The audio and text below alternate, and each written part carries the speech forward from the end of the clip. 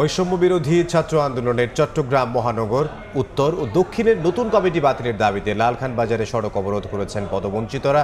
এই মুহূর্তে সেখানে আছেন সহকর্মী শফিকুল আলম, সরাসরি যাব তার কাছে।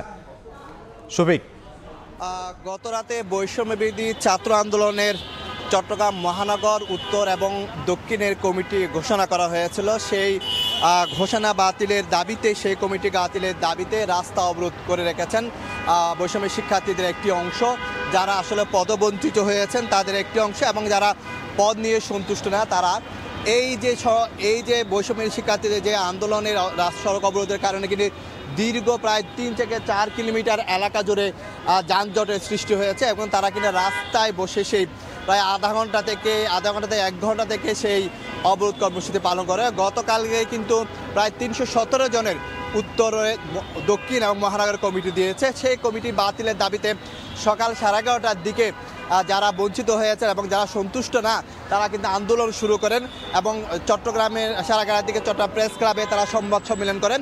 সেখান থেকে তারা 3টি দাবি জানিয়েছেন। এক হচ্ছে 3টার মধ্যে এই কমিটি বাতিল করতে হবে, এবং কমিটির সাথে যারা সংশ্লিষ্ট যারা কমিটি দিয়েছে তাদের আইনের আওতায় আনতে হবে, তাদের বিরুদ্ধে পদক্ষেপ নিতে হবে, এবং কমিটির মধ্যে যারা দুর্নীতিগ্রস্ত এবং চাঁদাবাজ যারা ঢুকেছে তারা দাবি করছে তাদেরকে তদন্তকে তাদের ব্যবস্থা নিতে হবে। গতকালকে যে কমিটি দেওয়া হয়েছে তার পরপরই ফেসবুক জুড়ে আমরা দেখেছিলাম নানা সমালোচনার আমরা ঝড় দেখেছিলাম। তারপরে কিন্তু তারা নানা কর্মসূচি পালন করছে। এই মুহূর্তে আপনি দেখতে পাচ্ছেন এটি হচ্ছে চট্টগ্রামের বহরদাহার থেকে শাহ আমানত আন্তর্জাতিক বিমানবন্দর থেকে সবচেয়ে বড় প্রধান যে সড়ক, সেখানে প্রায় 1 ঘন্টা ধরে দিন যানজট সৃষ্টি হয়েছে, এবং সাধারণ মানুষের ভোগান্তি তো আছে সেটা আমরা দেখতে পাচ্ছি।